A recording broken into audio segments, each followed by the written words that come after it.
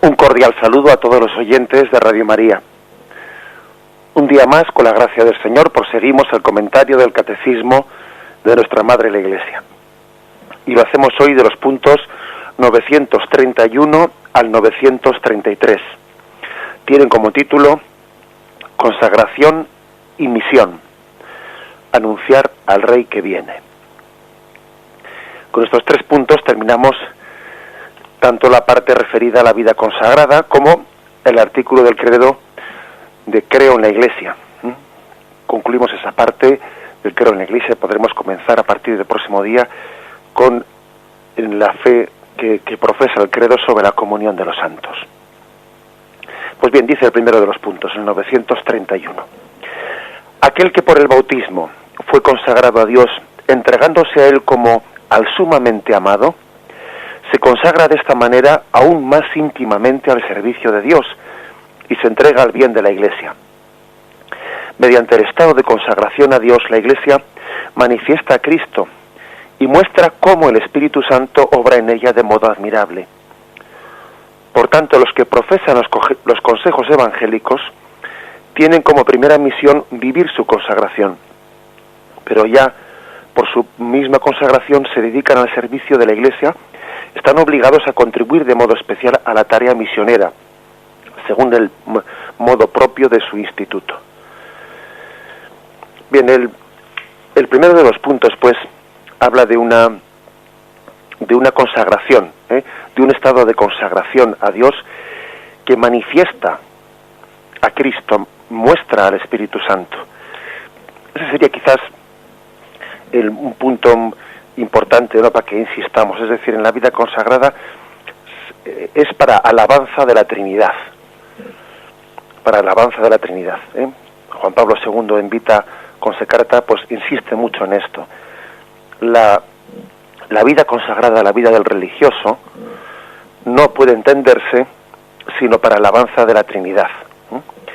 En primer lugar, como iniciativa de Dios Padre, que, como dice el Evangelio de San Juan, atrae hacia sí, a sus criaturas.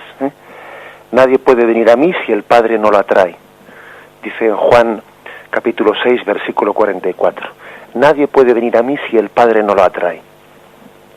La vida consagrada es una manifestación clara de ello. Ha sido una iniciativa de Dios Padre, que nadie piense que los religiosos y los consagrados están ahí porque ha salido de ellos esa iniciativa, porque se les ha ocurrido irse pues a un convento o a un instituto o lo que sea. No es así.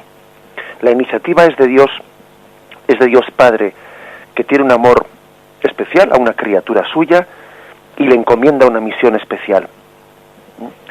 Y respondiendo, ¿no?, pues a esta invitación, acompañada por una atracción interior, ¿no?, pues que se llama vocación, ¿no? Uno ha sentido una vocación. ¿Qué quiere decir? Ha sentido una atracción especial. La persona llamada se confía al amor de Dios, que le quiere, le llama a un servicio exclusivo y a una consagración total. Por lo tanto, en primer lugar, la vida consagrada proclama, manifiesta delante del mundo la experiencia del amor gratuito de Dios o la grandeza de Dios. Dicho de otra forma, creo que muchas personas pueden llegar a conocer qué grande es Dios y qué grande es su amor y su llamada al ver a las personas consagradas. Muchos pueden llegar a hacer la siguiente deducción: ¿cómo será Dios para que unos hijos le respondan de esta forma? Es una buena reflexión, ¿no? De la misma manera que muchas veces nos ocurre pues que no comprendemos lo que es el pecado hasta que no vemos a Cristo en la cruz muriendo por el perdón de los pecados, y uno deduce qué grave será el pecado para que Cristo muera en la cruz para perdonarnos. Eso del pecado tiene que tener más gravedad de lo que nos pensábamos. De lo contrario, Jesús pues no hubiese tenido no hubiese buscado una forma tan cruenta, ¿no?, para perdonarnos los pecados, para redimirnos de los pecados. Uno deduce eso. Bueno, pues aquí lo mismo, ¿no? Uno dice, qué grande debe de ser Dios, qué grande debe ser su amor, ¿no?, para que unas personas le respondan de esa forma, para que esa joven haya entrado en un convento de clausura, ¿no? que muchas veces igual eso, por ejemplo, le impacta a la gente, ¿no? Hoy esa joven ha renunciado pues al ejercicio de su libertad y de muchas cosas, ¿no? Y va a estar encerrada en esas 4 paredes, ¿no? Pero ¿cómo será esa llamada que ha recibido? ¿Cómo será ese amor de Dios Padre para que esa persona le responda de esa forma? Esa es una primera reflexión. O sea, la vida consagrada pues manifiesta la iniciativa de Dios Padre. Manifiesta que es un amor gratuito, que es un amor gratuito el de Dios hacia todos nosotros. Porque claro, nosotros cuando vemos he puesto el caso, ¿no?, de esa joven que va a un convento de clausura, pensamos, qué gran sacrificio que ha hecho, ¿no? Y posiblemente esa joven nos diría, no, qué gran sacrificio, ¿no? Qué don tan grande me ha hecho Dios, qué regalo tan grande. Es decir, allí donde nosotros, igual exteriormente, vemos una faceta, pues la vida consagrada nos manifiesta que es mucho mayor el don que nuestra respuesta, que nuestro sacrificio. ¿Que exige sacrificio? Sí, claro, pero los sacrificios proporcionan al don. Nosotros no seríamos capaces de hacer ningún sacrificio, ninguna renuncia, ¿no? Tan pobres somos si no fuese porque hemos sido bendecidos con un don superior, ¿no? O sea que se está aquí subrayando, ¿no?, la experiencia del amor gratuito de Dios. Dios ama gratuitamente, y ama de tal forma que Él mismo nos da el don de responderle. Hasta tal punto, ¿no?, se remarca este aspecto, que la vida consagrada es una iniciativa de Dios, ¿no?, de Dios Padre, que Santo Tomás de Aquino habla de que la respuesta proporcionada, ¿no?, de una persona consagrada a una llamada de un amor tan incondicional es equiparable, dice Santo Tomás de Aquino, a un auténtico holocausto. ¿Qué quiere decir esto de holocausto? Pues bueno, digamos que había distintos sacrificios, ¿no?, en el Antiguo Testamento, sacrificios en los que uno ofrecía a Dios una cosa en el altar, y una vez de haberla ofrecido, pues bueno, pues ya se quedaba con ella, se quedaba con ella. Imaginaros pues que uno, pues yo qué sé, que en las fiestas patronales, pues ofrece en el altar pues los productos del campo, ¿no? Los ofrece en el altar. Bien, pero después de que se termina la ceremonia, pues esos productos se cogen y se reparten y se comen entre todos, ¿no? Pero el holocausto era, no, que el sacrificio que se ofrecía a Dios no era para ofrecerlo y luego quedártelo tú, sino que allí mismo se quemaba y se ofrecía a Dios como para no volver a tomarnos nosotros lo que se había ofrecido para Dios. Ese era el sacrificio del holocausto. Bien, pues pone este ejemplo para entender cómo es el sacrificio o sea, la ofrenda, mejor dicho, de la persona consagrada. Porque todos estamos ofrecidos a Dios, entendámonos, todos. Pero Santo Tomás dice que es un sacrificio de holocausto porque no es un ofrecimiento para luego ser utilizado según nuestra iniciativa, sino que es un ofrecimiento para consumirse plenamente, ¿no?, al servicio de esa llamada de Dios en la vida consagrada.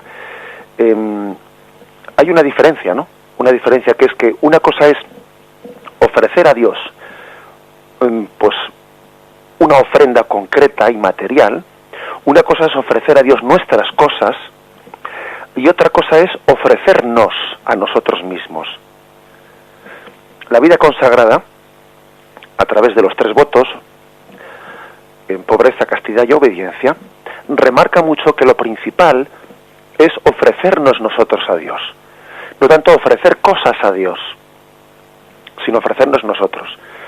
La vida religiosa remarca que cuando hacemos una ofrenda de una cosa concreta a Dios, de una limosna o de un sacrificio, tendrá valor en tanto y cuanto sea reflejo de mi entrega personal. De poco sirve entregarle a Dios cosas, ofrecerle promesas, ofrecerle votos, ¿no?, si eso no es expresión de una entrega personal. Porque, ojo, a veces puede ocurrir que seamos también engañados por el tentador y ofrezcamos cosas a Dios para callar nuestra conciencia en vez de ofrecernos a nosotros mismos, ¿no? Por lo tanto, la ofrenda más perfecta es la ofrenda del holocausto que decía Santo Tomás. Santo Tomás de Aquino. Es decir, no ofrecer algo que sustituya a mi ofrecimiento personal, sino ofrecernos nosotros personalmente. Este es, por lo tanto, el sentido, ¿no? El sentido absoluto. Acordaros de que cuando Jesús había la costumbre que en el Antiguo Testamento, pues el primogénito era ofrecido en el templo. Jesús es presentado en el templo, y una vez que había sido ofrecido en el templo, pues se rescataba, o sea, todo primogénito tenía que ser ofrecido y para el servicio de Dios en el templo. Una vez que era ofrecido, bueno, pues digamos que se hacía de una manera simbólica, porque luego era rescatado ese primogénito por sus padres, y a cambio de ello, a cambio del primogénito, se dejaban allí 2 tórtolas o 2 pichones, según queriendo simbolizar que habíamos ofrecido simbólicamente al primogénito, aunque luego le rescatábamos a cambio de un sacrificio de unos animales. Bien, pues la vida consagrada es esa ofrenda de auténtico holocausto en el que nuestro ofrecimiento no es rescatado a cambio de esos animales que rescatan al primogénito, no, sino que nuestra vida, la vida de todos aquellos que son consagrados a través de los 3 votos, la vida del consagrado es la ofrenda de la propia persona. No te ofrezco algo a cambio, no, es mi propia persona ofrecida como respuesta a un amor, a una llamada de un amor gratuito. Ese es el aspecto, digamos, clave, ¿no? De esa llamada de atracción. El Padre atrae con una llamada de atracción de iniciativa absoluta, de un amor gratuito. Vamos a reflexionarlo y continuamos enseguida. Y si decimos que este punto del catecismo pues habla de cómo el consagrado manifiesta a Cristo y también muestra al Espíritu Santo, tenemos que completar lo anterior. Una vez que hemos dicho que la vida consagrada es iniciativa de Dios Padre, hay que decir que es el seguimiento a Jesucristo. Y Juan Pablo II, en ese documento de Vita Consecrata, vida consagrada, remarca que el Hijo Jesucristo es el camino que conduce al Padre y que orienta toda nuestra existencia, y especialmente en la vida religiosa así se manifiesta, ¿no? Haciendo un vivo icono, una viva presencia de aquellas palabras de Pablo, que considera que todo lo demás es pérdida ante la sublimidad del conocimiento de Cristo Jesús, ante lo cual no duda en tener todas las cosas por basura para ganar a Cristo, dice en Filipenses 3:8. ¿Qué quiere decir? Pues que la vida consagrada es una clara manifestación de que Cristo es el camino, y de que comparando con Él todas las cosas de este mundo pues se eclipsan, ¿no? Buscad primero el reino de Dios y su gloria, ¿no? Y todos los demás se os dará por añadidura. La vida religiosa es un faro encendido ante el mundo que manifiesta esta primacía de Cristo como camino. Ante él todas las criaturas palidecen, ¿no? Quedan en penumbra. Lo más bello de este mundo es Jesucristo. Lo más bello de este mundo no son las criaturas, sino el autor de las criaturas. Y bueno, pues es un peligro continuo el que tenemos, ¿no? El quedarnos en el signo y no llegar al significado, el quedarnos en las criaturas y no llegar al Creador. Entonces, la vida religiosa, la vida consagrada, está continuamente subrayando, ¿no?, este aspecto. Buscad primero el reino de Dios y lo demás se os dará por añadidura. Entonces, digamos que aquí se está subrayando que Cristo es el camino con el que, dice aquí Juan Pablo II, el consagrado se conforma con Él. El deseo explícito de una total conformación con Él. La palabra conformación no se refiere a conformarse, resignarse, no, sino se refiere a conformarse, que Cristo sea nuestra forma, que Cristo sea mi estilo, que mi vida tome la forma de la vida de Jesucristo. Eso significa conformarse, tomar la forma de Cristo, con Cristo. Los 3 consejos evangélicos se convierten en un estado de vida. En el consagrado, pobreza, castidad y obediencia, por el que uno toma la forma de la vida de Cristo. O sea que no solamente Cristo es Dios es el fin de la vida consagrada, es también el camino. El camino de Cristo es el del consagrado, el camino de pobre, casto y obediente es el camino del consagrado, toma su misma forma. Y finalmente hay que añadir que somos consagrados por el Espíritu Santo, por iniciativa de Dios Padre, siguiendo a Cristo como forma de nuestra consagración y consagrados por el Espíritu Santo en el Espíritu Santo. ¿Qué es lo que manifiesta este último aspecto? Pues manifiesta que toda la existencia cristiana está llamada pues también a revelar la belleza de Dios en el Espíritu Santo. Acordaros de aquel pasaje de la transfiguración, ¿no?, donde Pedro, Santiago y Juan vieron el rostro glorioso de Cristo, ¿no? Vieron la gloria de Dios y dijeron, qué hermoso es estar aquí. Bien, pues ese estado manifiesta también la hermosura de Dios, esa contemplación que Dios ofrece en la vida consagrada, es una manifestación de la hermosura de Dios. Dios no solo es verdadero, también es bueno, pero además es también bello. Hay tres dimensiones de la realidad, ¿no? Lo verdadero, lo bueno y lo bello. Bueno, pues acordémonos de esto. Dice aquí Juan Pablo II, con intuición profunda los padres de la Iglesia han calificado este camino espiritual de la vida consagrada como filocalia, es decir, como amor por la belleza divina, que es irradiación de la divina bondad. La persona que por el poder del Espíritu Santo es conducida progresivamente a la plena configuración con Cristo, refleja en sí misma un rayo de luz inaccesible, un rayo de luz bello, ¿no?, que emana de Dios. Es decir, que la vida consagrada está llamada a reflejar también la hermosura de Dios. Qué hermoso es estar aquí, qué bello es el rostro de Dios. El consagrado tiene una tarea importante, ¿no?, ver cómo se refleja la belleza, la bondad de Dios. No solo que Dios es verdadero, no solo que nos espera una vida eterna, no solo que este mundo es pasajero, no, también la belleza de Dios. ¿Eso cómo puede hacerlo? Pues la única manera que puede hacerlo es siendo santo, viviendo en santidad. Es esa santidad, la santidad es hermosa, la santidad es bella. Cuando uno ve pues la vida de los santos, dice que qué hermoso es Dios, qué grande es Dios, ¿no?, qué bueno es Dios para haber suscitado, ¿no?, pues esta vocación tan hermosa. Es un atractivo muy grande el que puede llegar a ejercer en este mundo el consagrado. Un atractivo muy grande, porque, por ejemplo, el materialismo de este mundo es tan asfixiante que realmente agobia, ¿no?, a las personas que tienen un mínimo de sensibilidad y llegan a hastiarse de la fealdad, ¿no?, de este mundo que en su materialismo y en su sensualidad, etcétera, ¿no?, pues pretende tener una especie de pensamiento único, ¿no?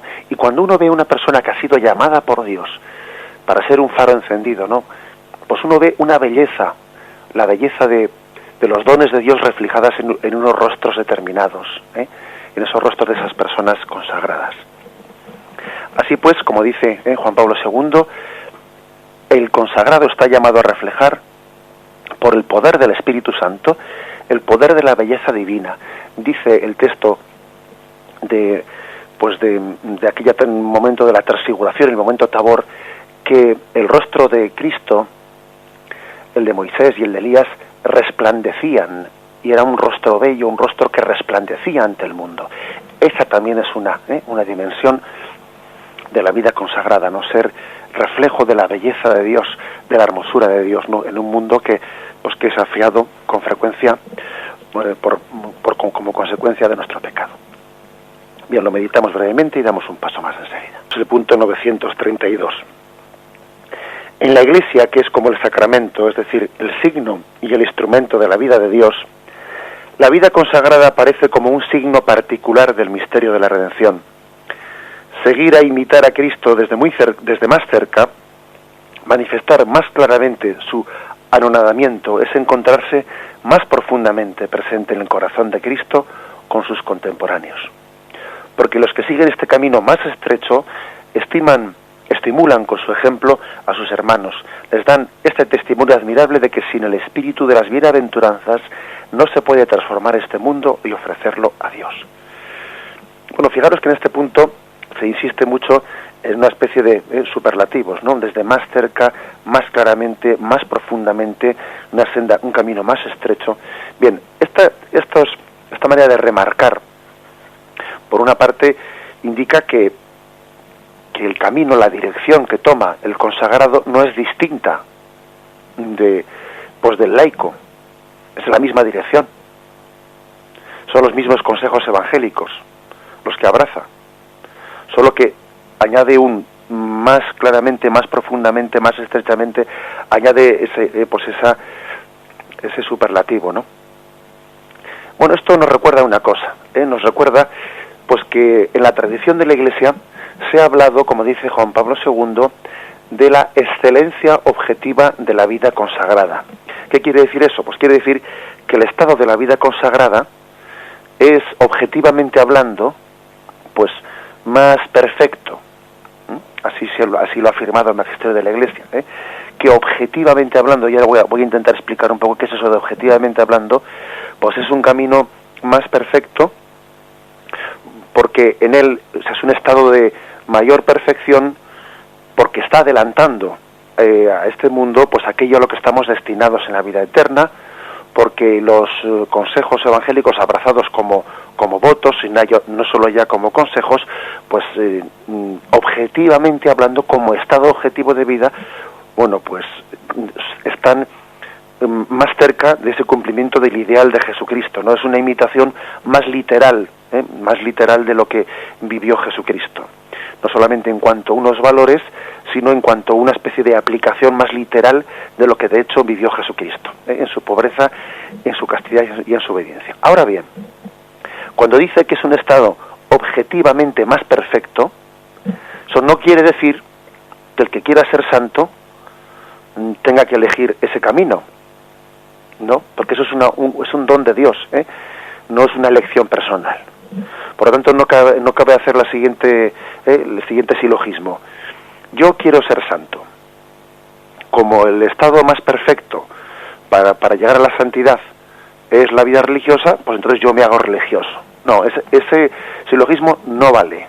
No vale porque nos olvidamos de una cosa muy, muy importante, que es que la vida religiosa, aunque sea un estado objetivamente más perfecto, porque tiene unos medios más perfectos de santificación en sus votos, pues es un don de Dios que Dios da a quien quiera, y no una elección personal que uno hace. No cabe hacer ese silogismo, ¿no?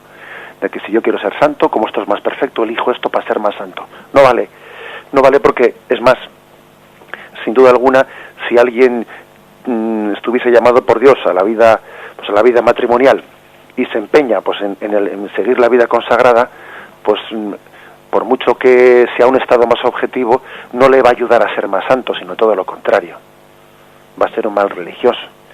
Igual que ocurriría en sentido inverso, si alguien está llamado por Dios a la vida consagrada, ¿no? y no escucha esa voz, y se hace sordo a esa voz y sigue la vida matrimonial, pues no va a ser más santo.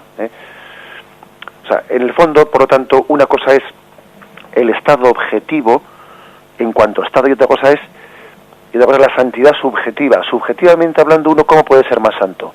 Pues eligiendo el camino particular que Dios ha pensado para él.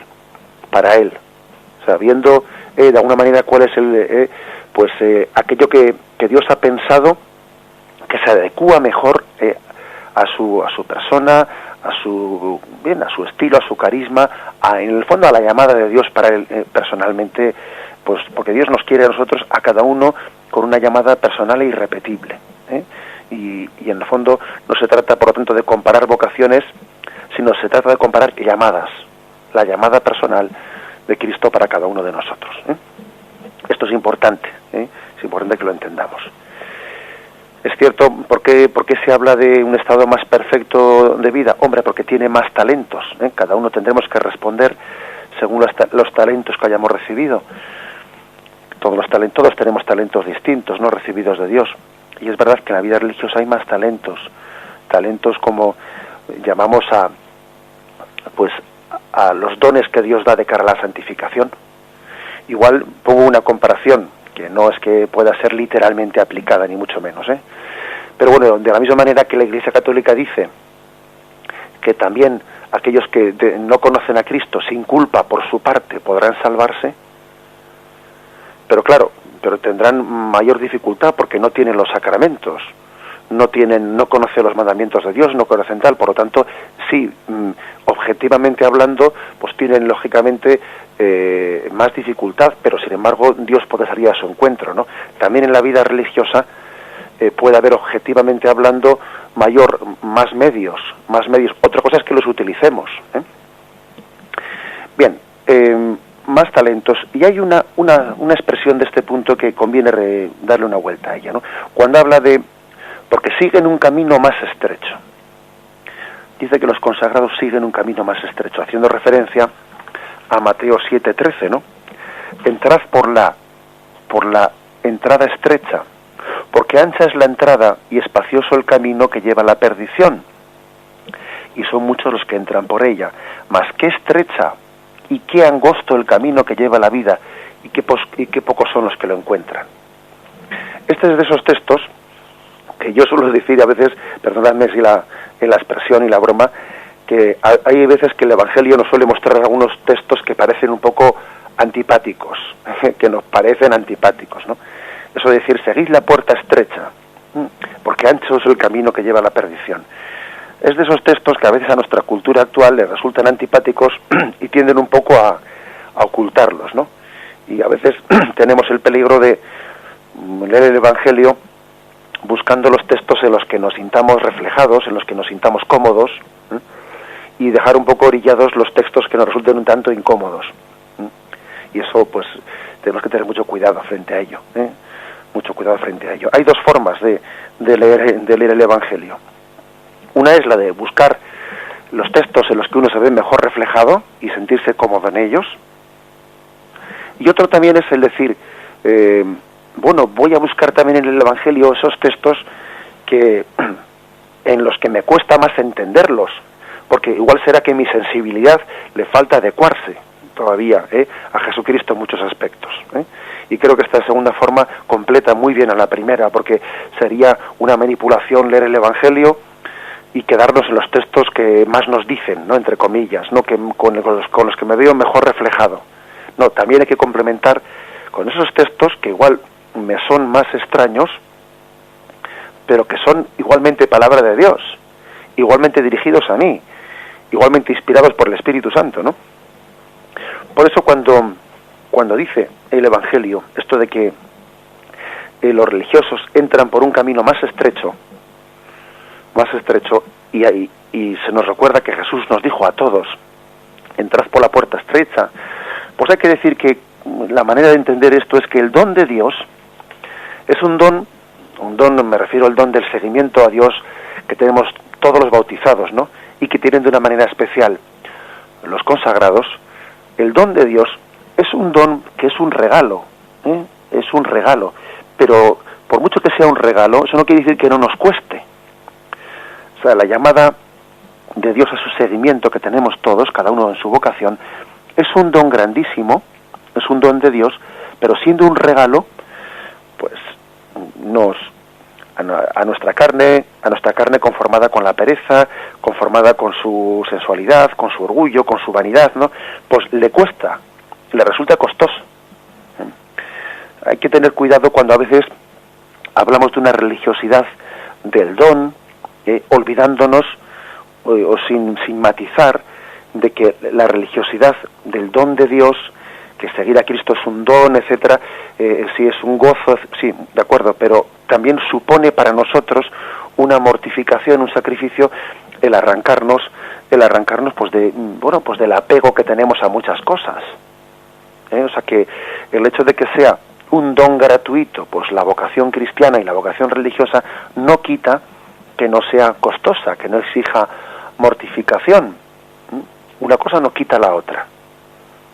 Una cosa no quita la otra, es decir, es un don y un gozo, es una iniciativa de Dios que nos da el don de poder seguirle.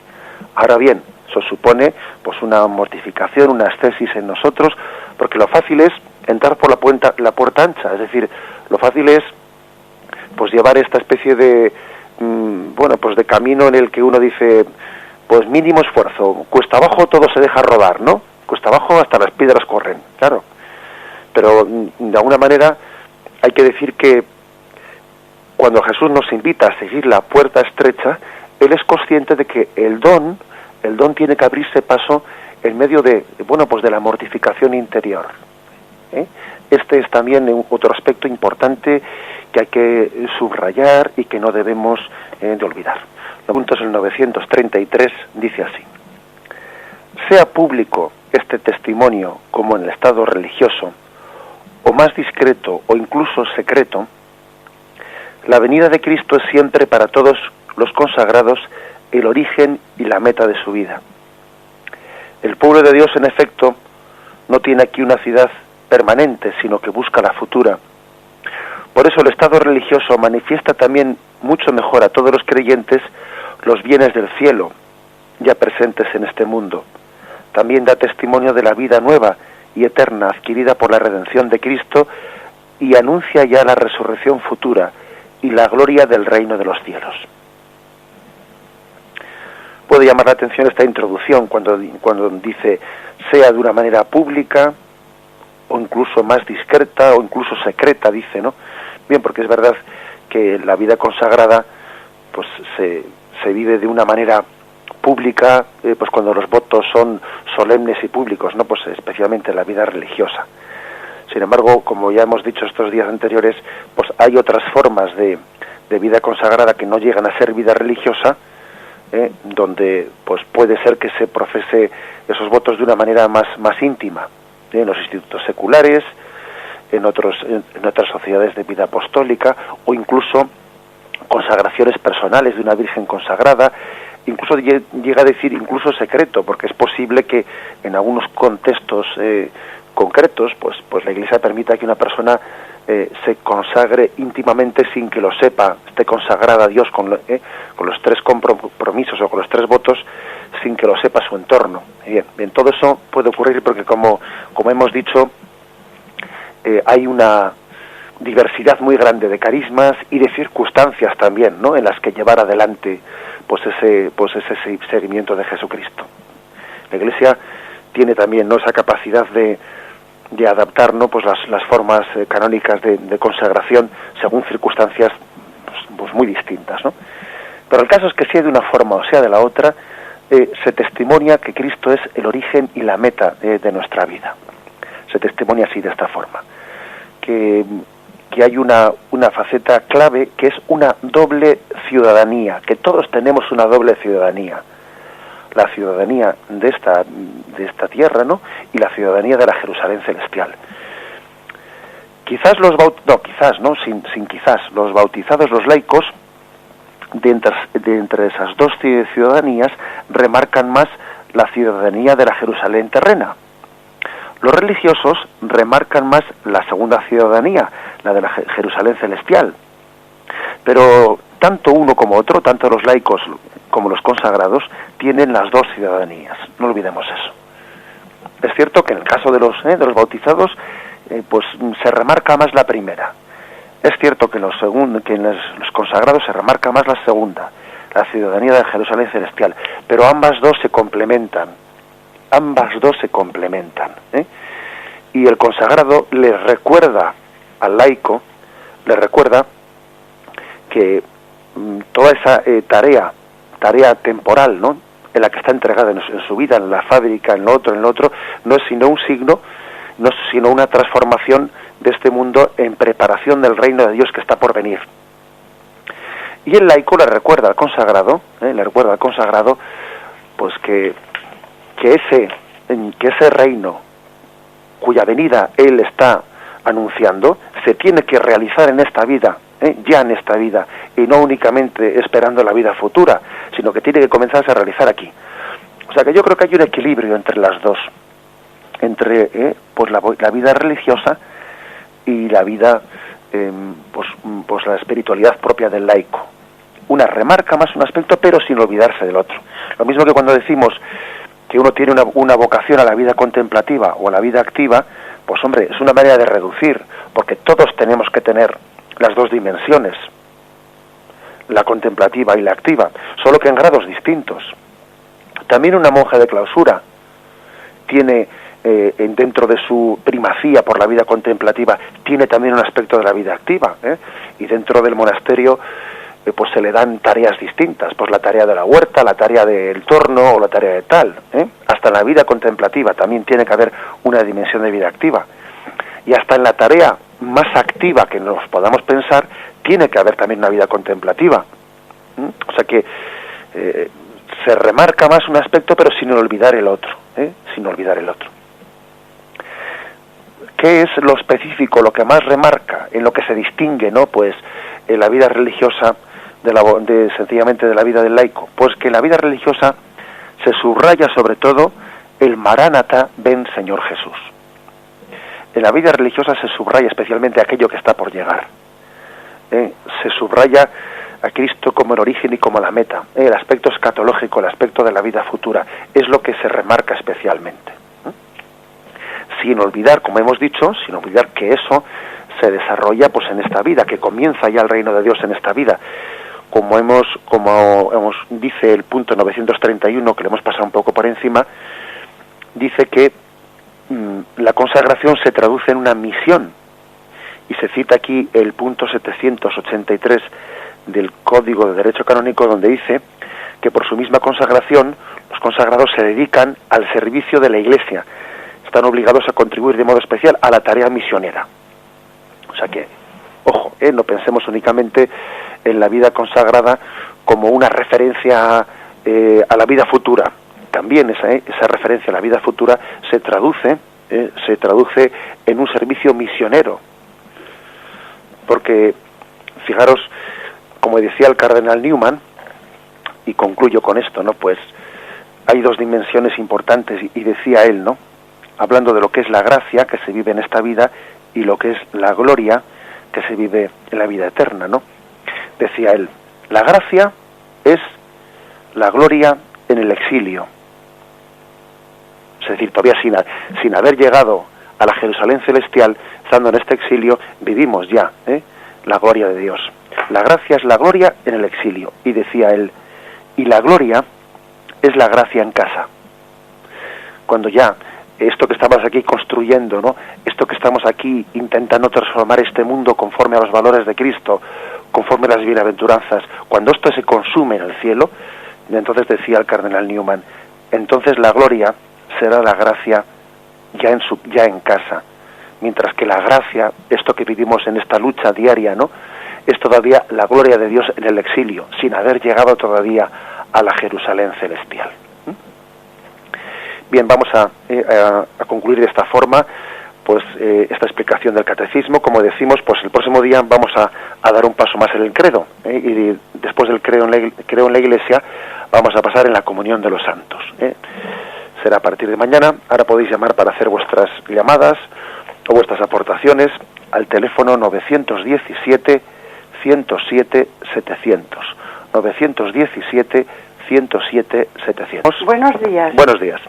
Soy María Luisa. Buenos días. Mire, es que me ha encantado el programa, pero voy a decirle una cosa que se me ha ocurrido a mí, que a lo mejor estoy equivocada.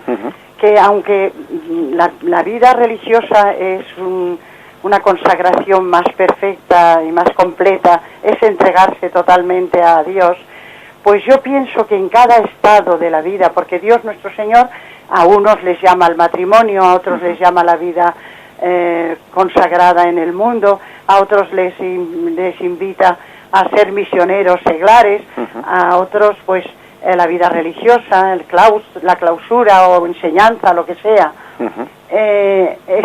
La perfección está en cada uno en su estado, porque una madre de familia, o sea, no es ni más ni menos una cosa, ni más ni menos otra, puede ser tan santa o más santa que que una religiosa que no viva su vida consagrada en plenitud y un poco pues a remolque, y en cambio al revés, una religiosa consagrada y entregada totalmente a su vida de consagración a Dios, pues más santa pero no es, sino aquel sitio donde Dios te coloca, entregarse totalmente y verlo a Él en cada momento, cumplir con las cosas que tiene uno que cumplir, darle a Dios los hijos sin escatimárselos, sin hacer ninguna cosa mal hecha, la mujer de contragarse a su marido, tener las cosas bien, es decir, el cumplimiento perfecto por amor a Dios en cada estado está la perfección también. Ahí está, sí. De acuerdo, le aporto una pequeña aportación a lo que usted dice y le agradecemos su llamada. Pues ciertamente la oyente os ha remarcado una cosa que hemos querido decir en el programa, ¿no? Que es que una cosa es que un estado sea en sí mismo pues más perfecto porque realiza unos votos, etcétera, que serán los votos que, bueno, será la forma de vida que se tenga en la vida eterna, y otra cosa es que en esta vida pues la santidad se llega cada uno por el camino por el que Dios le ha llamado, ¿eh? Y hay una cosa que no hemos dicho, pero que también creo que hay que decirla, y es que cuando un religioso no vive con plenitud, con entrega absoluta, ¿no?, sus votos, pues entonces la fealdad de su vida es especialmente pues horrorosa, ¿eh? Horrorosa porque claro, lo que en teoría tenía que ser un estado que fuese una luz para los demás se convierte en un escándalo, claro, eso también hay que decirlo. Bien, adelante, damos paso al siguiente oyente. Muy buenos días. Buenos días, adelante. Don José Ignacio. Buenos días, sí. Soy Pedro. Buenos días, Pedro. Que esto de la vida religiosa pues interpela mucho, ya que es el sacramento de la Iglesia, de los consagrados y también de los laicos. Soy religioso laico. Esto me llama mucho a mí, me interpela lo del seguimiento, que viene a ser lo mismo que decir la llamada, ¿no?, aplicada pues a los consejos evangélicos, que uno los profesa pues voluntariamente. Entonces por eso siempre está la perfección que viene después, con aquello de que me ha interpelado mucho también lo de la palabra de Newman, la gloria con la gracia. No había entendido yo nunca aquello del exilio, que viene a ser, pues yo creo que es cuando uno todavía no está dentro de la Iglesia siguiendo los consejos, y aquello de la casa, como tener una gloria en casa, que dicen en Castilla, pues tenemos una gloria, y llaman ellos al piso bajo que calientan durante el invierno, y entonces los demás duermen arriba y dicen, pues pero no se pueden tener las dos glorias, suele decir el pueblo. Sí. Pues gracias por esa explicación, gracias.